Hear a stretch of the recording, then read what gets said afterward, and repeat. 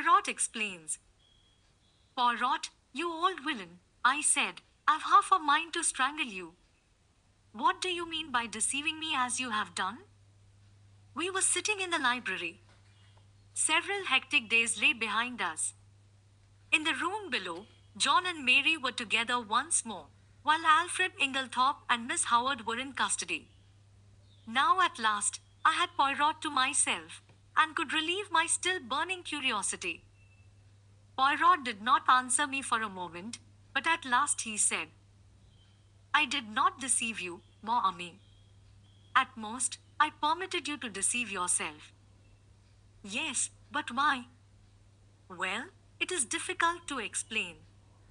You see, my friend, you have a nature so honest, and a countenance so transparent, that, enfin, to conceal your feelings is impossible. If I had told you my ideas, the very first time you saw Mr. Alfred Inglethorpe, that astute gentleman would have, in your so expressive idiom, smelt a rat.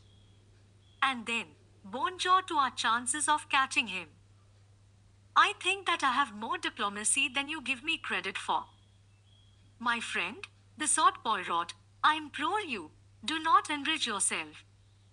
Your help has been of the most invaluable. It is but the extremely beautiful nature that you have, which made me pause. Well, I grumbled, a little mollified. I still think you might have given me a hint. But I did, my friend. Several hints. You would not take them. Think now, did I ever say to you that I believed John Cavendish guilty? Did I not, on the contrary, tell you that he would almost certainly be acquitted? Yes, but... And did I not immediately afterwards speak of the difficulty of bringing the murderer to justice? Was it not plain to you that I was speaking of two entirely different persons? No, I said, it was not plain to me. Then again, continued Poirot, at the beginning, did I not repeat to you several times that I didn't want Mr. Inglethorpe arrested now? That should have conveyed something to you.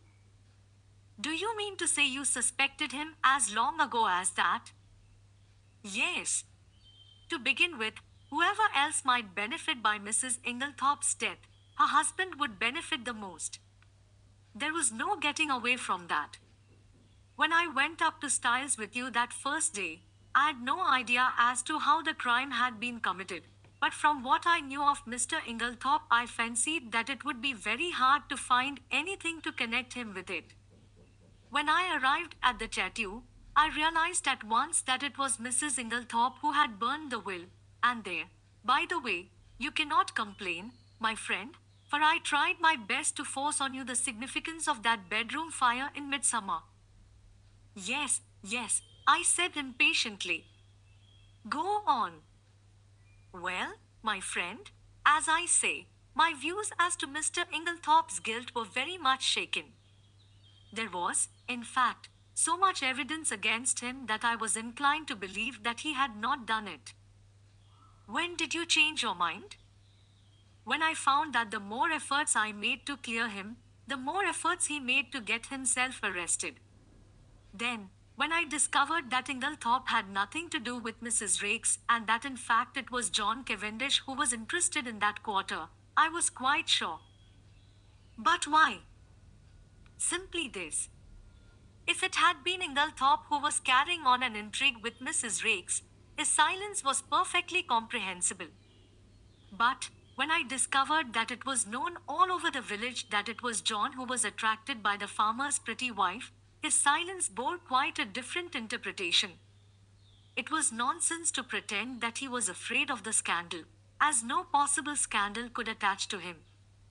This attitude of his gave me furiously to think, and I was slowly forced to the conclusion that Alfred Inglethorpe wanted to be arrested. Eh bien! From that moment, I was equally determined that he should not be arrested. Wait a minute. I don't see why he wished to be arrested. Because, mon ami, it is the law of your country that a man once acquitted can never be tried again for the same offense. Aha! But it was clever, his idea. Assuredly, He is a man of method. See here, he knew that in his position he was bound to be suspected, so he conceived the exceedingly clever idea of preparing a lot of manufactured evidence against himself. He wished to be arrested. He would then produce his irreproachable alibi, and, hey presto, he was safe for life.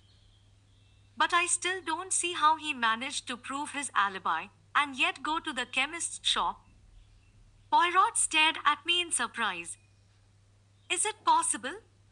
My poor friend. You have not yet realized that it was Miss Howard who went to the chemist's shop. Miss Howard? But, certainly. Who else? It was most easy for her.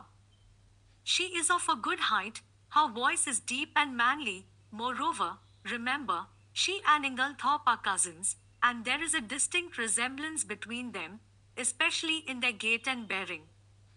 It was simplicity itself. They are a clever pair. I am still a little fogged as to how exactly the bromide business was done, I remarked. Go on. I will reconstruct for you as far as possible. I am inclined to think that Miss Howard was the mastermind in that affair. You remember her once mentioning that her father was a doctor? Possibly she dispensed his medicines for him, or she may have taken the idea from one of the many books lying about when Mademoiselle Cynthia was studying for her exam. Anyway, she was familiar with the fact that the addition of a bromide to a mixture containing strychnine would cause the precipitation of the latter. Probably the idea came to her quite suddenly. Mrs. Inglethorpe had a box of bromide powders, which she occasionally took at night. What could be easier than quietly to dissolve one or more of those powders in Mrs. Inglethorpe's large-sized bottle of medicine when it came from Coutts? The risk is practically nil. The tragedy will not take place until nearly a fortnight later. If anyone has seen either of them touching the medicine, they will have forgotten it by that time. Miss Howard will have engineered her quarrel and departed from the house. The lapse of time, and her absence, will defeat all suspicion. Yes, it was a clever idea. If they had left it alone, it is possible the crime might never have been brought home to them. But they were not satisfied. They tried to be too clever, and that was their undoing. Poirot puffed at his tiny cigarette, his eyes fixed on the ceiling. They arranged a plan to throw suspicion on John Cavendish by buying strychnine at the village chemist's and signing the register in his handwriting. On Monday, Mrs. Inglethorpe will take the last dose of her medicine. On Monday, therefore, at 6 o'clock, Alfred Inglethorpe arranges to be seen by a number of people at a spot far removed from the village. Miss Howard has previously made up a cock and bull story about him and Mrs. Rakes to account for his holding his tongue afterwards. At 6 o'clock, Miss Howard, disguised as Alfred Inglethorpe, enters the chemist's shop with her story about a dog, obtains the strychnine, and writes the name of Alfred Inglethorpe in John's handwriting, which she had previously studied carefully. But, as it will never do if John, too, can prove an alibi, she writes him an anonymous note, still copying his handwriting, which takes him to a remote spot where it is exceedingly unlikely that anyone will see him. So far, all goes well. Miss Howard goes back to Midlingham. Alfred Inglethorpe returns to Styles. There is nothing that can compromise him in any way, since it is Miss Howard who has the strychnine, which, after all, is only wanted as a blind to throw suspicion on John Cavendish. But now a hitch occurs. Mrs. Inglethorpe does not take her medicine that night. The broken bell, Cynthia's absence, arranged by Inglethorpe through his wife, all these are wasted. And then, he makes his slip. Mrs. Inglethorpe is out, and he sits down to write to his accomplice, who, he fears, may be in a panic at the non-success of their plan. It is probable that Mrs. Inglethorpe returned earlier than he expected. Caught in the act, and somewhat flurried, he hastily shuts and locks his desk. He fears that if he remains in the room, he may have to open it again, and that Mrs. Inglethorpe might catch sight of the letter before he could snatch it up. So he goes out and walks in the woods, little dreaming that Mrs. Inglethorpe will open his desk and discover the incriminating document. But this, as we know, is what happened. Mrs. Inglethorpe reads it and becomes aware of the perfidy of her husband and Evelyn Howard, though, unfortunately, the sentence about the bromides conveys no warning to her mind. She knows that she is in danger, but is ignorant of where the danger lies. She decides to say nothing to her husband, but sits down and writes to her solicitor, asking him to come on the morrow, and she also determines to destroy immediately the will which she has just made. She keeps the fatal letter. It was to discover that letter, then, that her husband forced the lock of the dispatch case? Yes, and from the enormous risk he ran, we can see how fully he realized its importance. That letter accepted, there was absolutely nothing to connect him with the crime. There's only one thing I can't make out. Why didn't he destroy it at once when he got hold of it? Because he did not dare take the biggest risk of all, that of keeping it on his own person. I don't understand. Look at it from his point of view.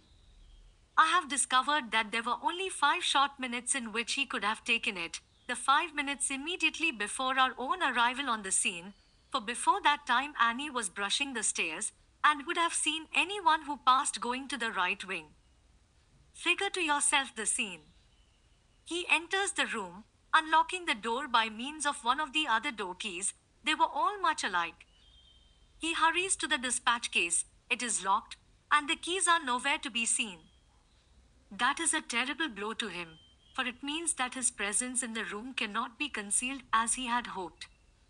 But he sees clearly that everything must be risked for the sake of that damning piece of evidence.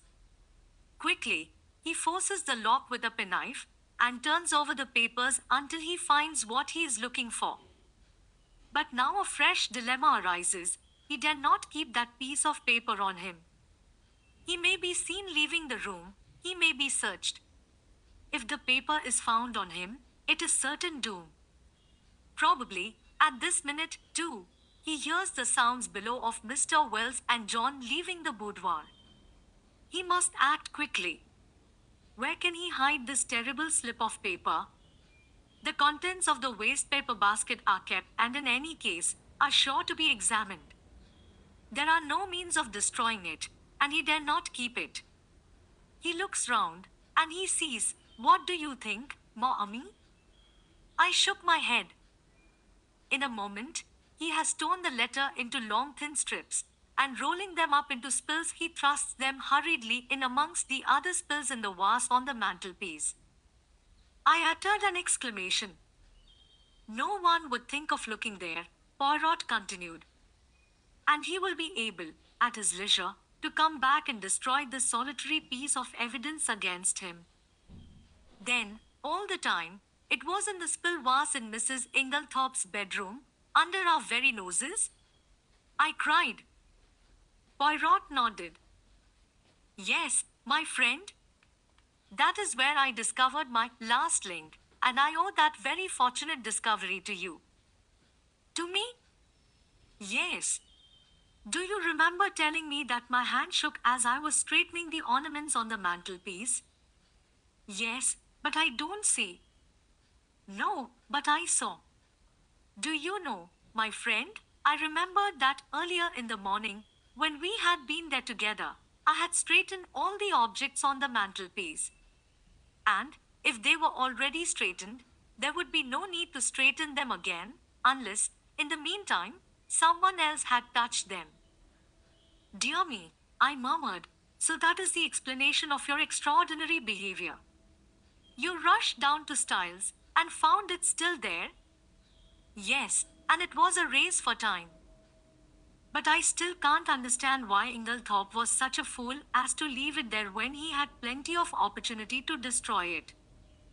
Ah, but he had no opportunity. I saw to that. You?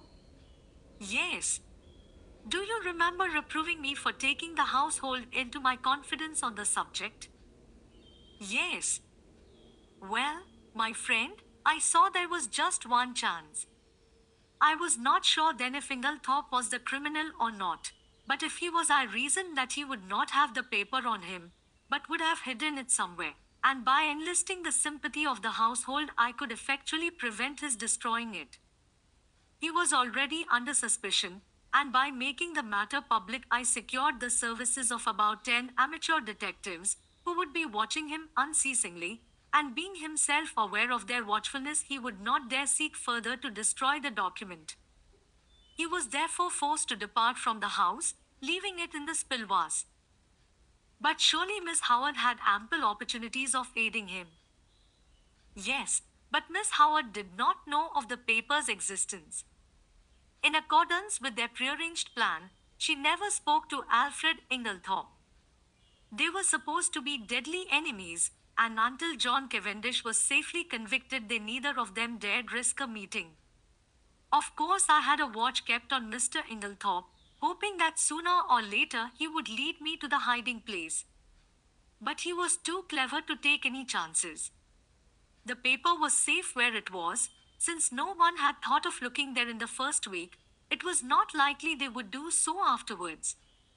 But for your lucky remark, we might never have been able to bring him to justice. I understand that now, but when did you first begin to suspect Miss Howard? When I discovered that she had told a lie at the inquest about the letter she had received from Mrs. Inglethorpe. Why? What was there to lie about? You saw that letter? Do you recall its general appearance? Yes, more or less. You will recollect, then, that Mrs. Inglethorpe wrote a very distinctive hand, and left large clear spaces between her words. But if you look at the date at the top of the letter, you will notice that 17th July is quite different in this respect. Do you see what I mean? No, I confessed, I don't.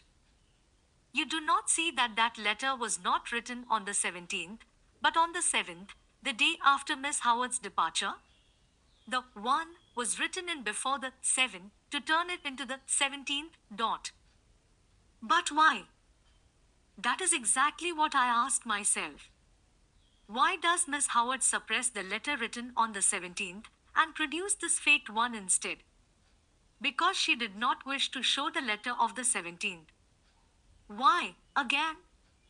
And at once a suspicion dawned in my mind. You will remember my saying that it was wise to beware of people who were not telling you the truth. And yet, I cried indignantly, after that, you gave me two reasons why Miss Howard could not have committed the crime. And very good reasons too, replied Poirot. For a long time they were a stumbling block to me until I remembered a very significant fact, that she and Alfred Inglethorpe were cousins. She could not have committed the crime single-handed, but the reasons against that did not debar her from being an accomplice. And, then, there was that rather over-vehement hatred of hers. It concealed a very opposite emotion.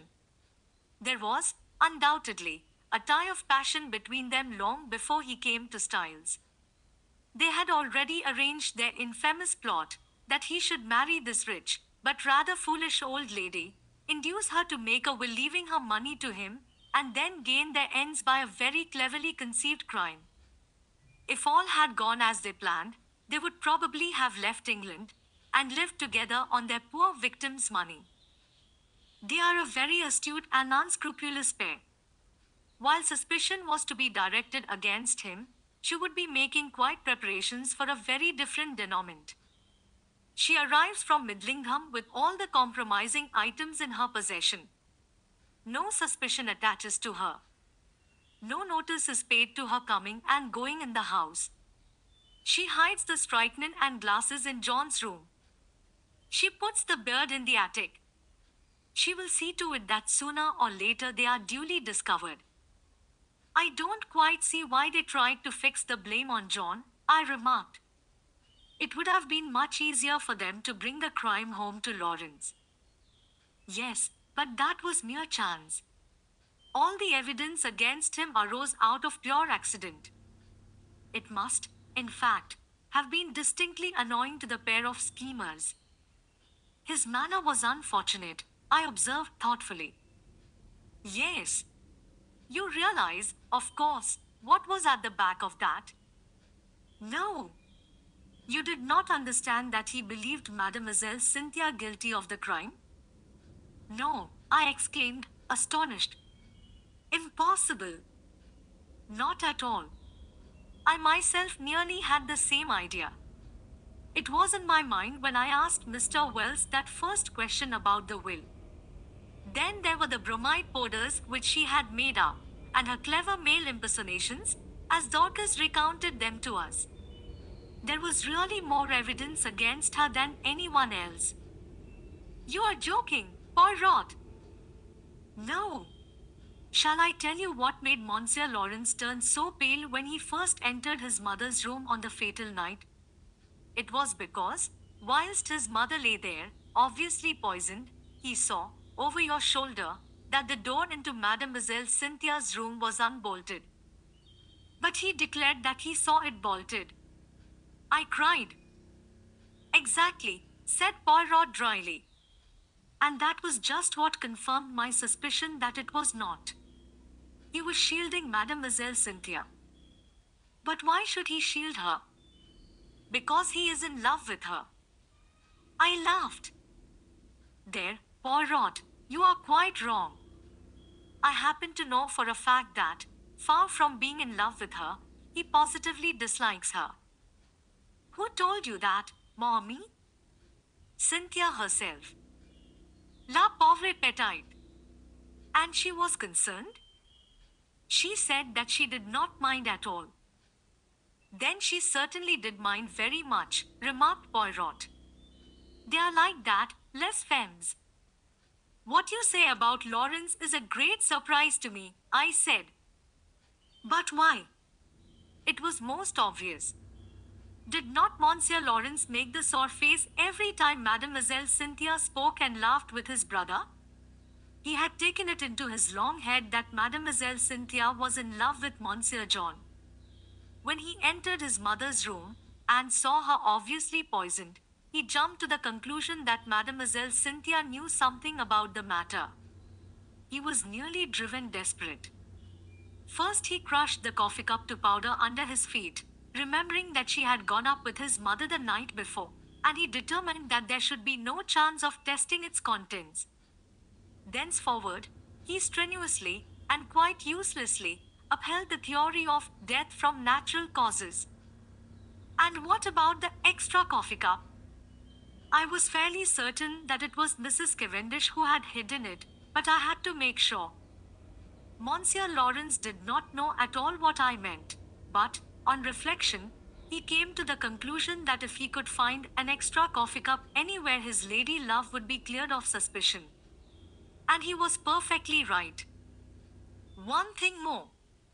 What did Mrs. Inglethorpe mean by her dying words? They were, of course, an accusation against her husband. Dear me, Poirot, I said with a sigh, I think you have explained everything. I am glad it has all ended so happily. Even John and his wife are reconciled. Thanks to me. How do you mean, thanks to you? My dear friend, do you not realize that it was simply and solely the trial which has brought them together again? That John Cavendish still loved his wife, I was convinced. Also, that she was equally in love with him. But they had drifted very far apart. It all arose from a misunderstanding. She married him without love. He knew it. He is a sensitive man in his way. He would not force himself upon her if she did not want him. And, as he withdrew, her love awoke. But they are both unusually proud, and their pride held them inexorably apart. He drifted into an entanglement with Mrs. Raikes, and she deliberately cultivated the friendship of Dr. Borstein. Do you remember the day of John Cavendish's arrest, when you found me deliberating over a big decision? Yes, I quite understood your distress.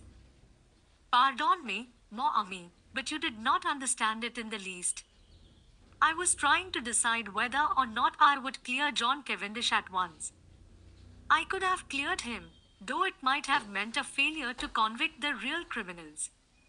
They were entirely in the dark as to my real attitude up to the very last moment, which partly accounts for my success. Do you mean that you could have saved John Cavendish from being brought to trial? Yes, my friend. But I eventually decided in favor of a woman's happiness. Nothing but the great danger through which they have passed could have brought these two proud souls together again.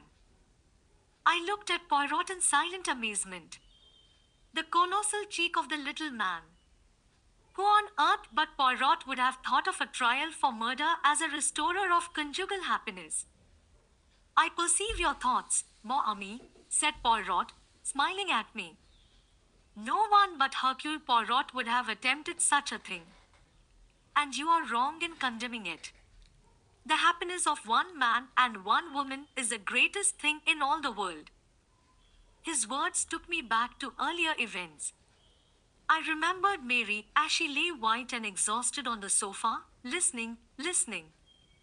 There had come the sound of the bell below. She had started up. Poirot had opened the door, and meeting her agonized eyes had nodded gently. Yes, madam, he said. I have brought him back to you. He had stood aside, and as I went out I had seen the look in Maria's eyes, as John Cavendish had caught his wife in his arms. Perhaps you are right, Poirot, I said gently. Yes, it is the greatest thing in the world. Suddenly, there was a tap at the door, and Cynthia peeped in. I only. Come in, I said, springing up. She came in, but did not sit down. I only wanted to tell you something. Yes.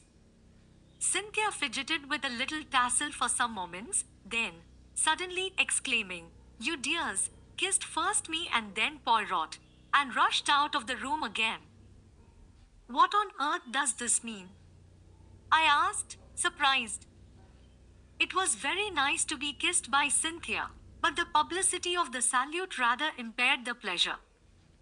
It means that she has discovered Monsieur Lawrence does not dislike her as much as she thought, replied Poirot philosophically. But here he is. Lawrence at that moment passed the door. Eh? Monsieur Lawrence, called Poirot. We must congratulate you, is it not so? Lawrence blushed, and then smiled awkwardly. A man in love is a sorry spectacle. Now Cynthia had looked charming. I sighed. What is it, mon ami? Nothing, I said sadly. They are two delightful women.